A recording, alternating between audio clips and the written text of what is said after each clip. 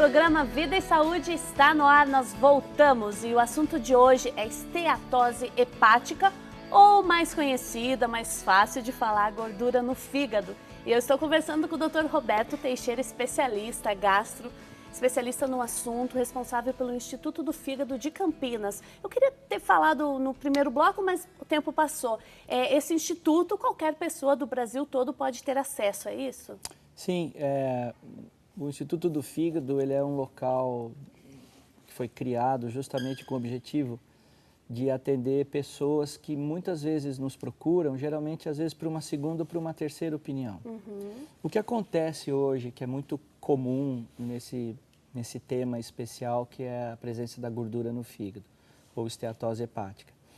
Muitos pacientes vão ter acesso à internet ou vão conversar com algum médico da família, e eles vêm com muitas dúvidas a respeito, porque muitas pessoas acabam escutando que isso é uma coisa comum, que 30% da população tem e que não precisa se preocupar muito com isso. Outros pacientes já vêm com uma informação que a esteatose hepática pode ser uma alteração grave, que pode levar a uma doença crônica do fígado, que a gente chama de hepatopatia crônica, que pode, ao longo de 8, 10, 12 anos, acabar levando o paciente a um quadro grave de cirrose hepática. E cirrose mesmo não... Exatamente. Não tendo acesso ao álcool. Exato. Acho que essa ligação popular, na medicina popular, de que cirrose é uma doença grave do fígado, que apenas se adquire bebendo demais, ela é correta, mas ela é incompleta. Existem muitas outras causas de doenças hepáticas que podem levar, ao fim e ao cabo de 1, 2 décadas de evolução, ao quadro de cirrose hepática e do aparecimento do câncer de fígado, inclusive.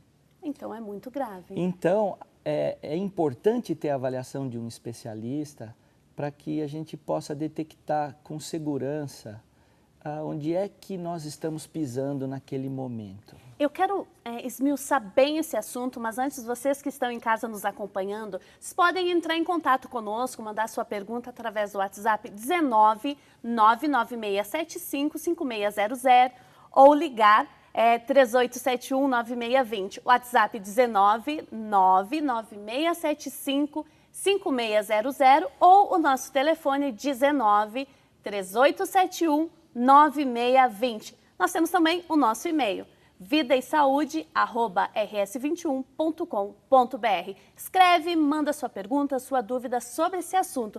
Vai ser uma alegria receber os comentários de vocês aí de casa. E também tirar suas dúvidas sobre esse tema. Olha, quando a gente fala em esteatose hepática, existem graus de gravidade dessa doença, doutor? Existem sim. Nós podemos entender, tem uma maneira bastante simples, mas que fica claro de tentar explicar para o paciente, para o leigo, para quem não é médico, como é que a gente entende essa doença. Vamos imaginar que um fígado absolutamente saudável, absolutamente sem nenhum problema, ele fosse de uma cor totalmente branca, um branco cristalino, branco total. E um fígado muito doente, já com cirrose, um fígado muito comprometido, ele fosse preto. É óbvio que entre o branco e o preto, nós temos uma variação de tons de cinza, onde nós temos um cinza quase branco, que vai passando para um cinza um pouquinho mais escuro, até chegar numa variação de um cinza que já é quase preto, quase negro. Então nós podemos entender que a doença não alcoólica, gordurosa do fígado, ela pode se apresentar em toda essa paleta de cores, de variações de tons de cinza, né?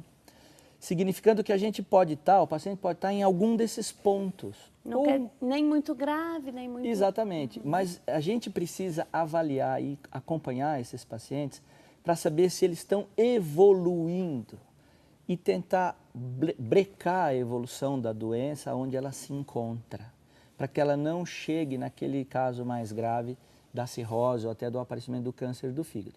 E fazendo as coisas corretamente, com uma abordagem correta, a gente pode e consegue, muitas vezes, conseguir a reversão do quadro em direção a um fígado quase ou até normal. Nesse processo de reversão e antes disso, no processo em que a pessoa descobre, olha, eu tenho essa doença, né? Existe uma idade em que ela se agrava mais ou que a pessoa descobre? É algo hereditário? Então, nós podemos entender que a população ocidental, principalmente a população brasileira, que segue o padrão alimentar da população americana, né? A nossa obesidade no Brasil ela é parecida com a obesidade americana, que é um pouco diferente da obesidade europeia, onde ali existem outras causas relacionadas à obesidade. Nesse padrão de obesidade ocidental, nós estamos vendo que todas as complicações, as comorbidades relacionadas ao excesso de peso estão aparecendo cada vez em gente mais jovem. Então nós temos crianças obesas com obesidade central, aquela obesidade abdominal do tipo maçã, apresentando gordura no fígado. Nós temos adolescentes com esse tipo de problema já, que era de se esperar que no passado a gente enfrentasse esse tipo de problema a partir dos 40 anos. Pessoas Mas agora adultas. não. Agora a gente tem visto pacientes de todas as faixas etárias. E aí vem uma pergunta, será que existe um componente hereditário ou congênito ou genético para isso? Quando a gente vai estudar as famílias que apresentam obesidade e gordura no fígado, o que a gente vê é que um paciente tem, o irmão também tem, a mãe também tem, o tio que mora junto também tem. Mas quando a gente vai estudar os hábitos alimentares, todo mundo na casa come errado, come mal. Tem um padrão igual. Exatamente. Então, é muito mais provável que isso esteja ligado a um padrão alimentar e de falta de exercício e de sedentarismo, que seja comum a todos aqueles familiares daquele grupo, do que necessariamente que haja uma mutação genética que seja comum a todos. Vocês que estão em casa, estão se identificando com essa conversa nossa? É difícil, eu sei. Na nossa rotina, no dia a dia, a gente adquirir hábitos saudáveis, mas é necessário, porque vejo uma doença como essa, partir de hábitos nossos é algo que instiga também a mudarmos essa rotina, não é mesmo? Com certeza. O que é uma coisa importante, no caso da esteatose hepática, que está se transformando numa esteatohepatite, e que, como qualquer hepatite crônica de longa duração, pode nos levar a um quadro de cirrose ou câncer, é que essa doença, na maioria da sua evolução, ela é muito silenciosa. Ela quase não dá sintomas. Não dói, não. Exatamente. Então, ela não dói, ela não arde, ela não queima. Então, a gente fica achando que está tudo bem. E muitas vezes o paciente vai ao médico pela primeira vez quando já apresenta um quadro avançado de esteatohepatite, já entrando num processo de cirrotização. Como primeira consulta, não é incomum a gente pegar no consultório. Mas isso também... Essa questão de você chegar num consultório, um paciente seu, com a doença já acelerada, é uma falta de um check-up constante, de uma procura de um médico, doutor? Como é que você avalia? Eu acho que aí a gente vai entrar na medicina de verdade do século XXI. Quer dizer, se os grandes avanços da medicina no século XX, eles vieram quando a gente dominou a tecnologia, por exemplo, dos transplantes. Quando a gente tinha um coração que não funcionava mais e a gente conseguiu fazer um transplante de coração na década de 60 e colocar um coração novo. Na década de 60, 70 já se tentava fazer isso com rim. Na década de 80 houve um grande avanço na cirurgia do transplante de fígado. Na década de 90 e anos 2000, então, nós batemos recordes em cirurgias de transplante. Mas sempre é a visão de tentar substituir um órgão que já foi totalmente ou quase totalmente danificado. Eu acho que o próximo passo da medicina é mais a prevenção. A gente não precise transplantar mais esses pacientes, que a gente possa evitar de chegar nesse ponto, porque os tratamentos de alta tecnologia, como por exemplo os transplantes, eles são muito caros para o Estado, eles têm um custo muito alto, existe risco para o paciente e a gente sabe que nem sempre os resultados são bons, mas nem sempre são excelentes. Se a gente pudesse evitar que esses pacientes chegassem ao ponto de precisar de um transplante de fígado, tratando a causa original, isso seria muito melhor para todos, para o paciente, para o sistema de saúde, para o Estado, que investe muito dinheiro. Então, nós precisamos trabalhar com prevenção das hepatites, por exemplo, as hepatites virais graves, B e C. Nós precisamos tratar essas hepatites, caso elas sejam diagnosticadas. Nós precisamos prevenir a esteatohepatite. Nós precisamos acabar com essa cultura que a gente tem na televisão de incentivar o jovem a usar álcool. Que é muito forte. Que é propagandas muito forte. lindas, com as pessoas felizes. Só que 20 bebendo. anos depois nós vamos ter uma multidão de cirróticos procurando o sistema de saúde para tentar se tratar. Sem contar que muitos jovens, nós estamos falando de todos, usam anabolizantes. Que é um problema seríssimo para o fígado. A gente tem visto um aumento da incidência de tumores de fígado relacionados ao uso de anabolizante esteroide. Isso é um problema seríssimo. E é consumido um pouco sem prescrição, sem orientação também. A gente tem visto justamente uma legião de jovens fazendo uso de drogas lícitas ou ilícitas, se alimentando mal, tomando esteroide anabolizante. Quer dizer, é um caminho, é uma estrada que vai acabar num precipício, né? Ela não tem muita saída. Então a gente precisa voltar um passo atrás e começar a pensar. Se a roupa que eu vou comprar, eu quero analisar bem se ela é de boa qualidade antes de vesti-la. Se a meia que a mulher vai comprar, ela fica olhando 15 minutos para ver se não tem nenhum fio desfiado, senão ela não compra. Não compra mesmo. Por que que eu como qualquer coisa? Sim. E eu chego na padaria com fome e falo, estou com fome, o que o senhor vai querer? Qualquer coisa.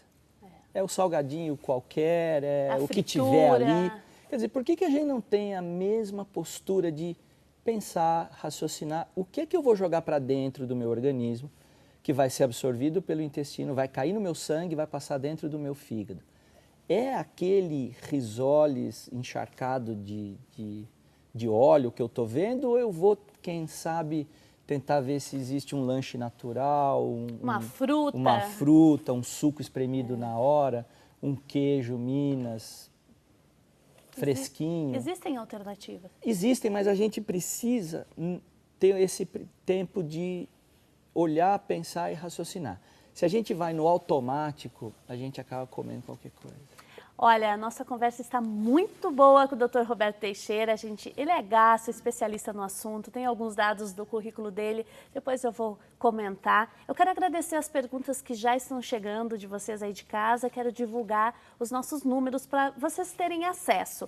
O nosso WhatsApp é 19 9675 5600. 199, estou repetindo para vocês marcarem em casa. Nosso WhatsApp é 199 9675 5600. O nosso telefone é 19 3871 9620. 19 3871 9620. E o nosso e-mail, vidaesaude@rs21.com.br. Estou esperando a sua pergunta. Olha, já chegaram algumas questões aqui, você já tocou no assunto, mas vale a pena a gente retomar. A Maria Tereza de Moura, de Taubaté, São Paulo. O que causa gordura no fígado? Então, das coisas principais foi a alimentação, mas existe uma causa ainda mais específica? Então, nós não podemos falar numa causa única. Ok. O que nós precisamos entender é que o nosso metabolismo, ele foi desenvolvido desde o tempo em que o homem vivia nas cavernas. Naquele tempo, a gente mal dominava o fogo, não sabia cozinhar alimentos. Sim. O homem fazia lança de ponta de pedra para tentar caçar alguns animais e quase nunca conseguia. Então, a oferta de alimento era pobre, pequena, com baixa quantidade de energia e proteína e eventual, ou seja, se o homem da caverna ele achasse alimento, ele comia muito naquele dia e talvez passasse 2 ou 3 semanas sem achar nada para comer. Comia casca de árvore, folha, arbusto e raízes. O nosso metabolismo ele passou por uma enorme transformação nessa época, uma enorme transformação. De maneira que hoje, tudo que a gente come, o nosso metabolismo, o sistema digestivo, o fígado, eles vão entender que é preciso transformar esse excesso de energia numa fonte,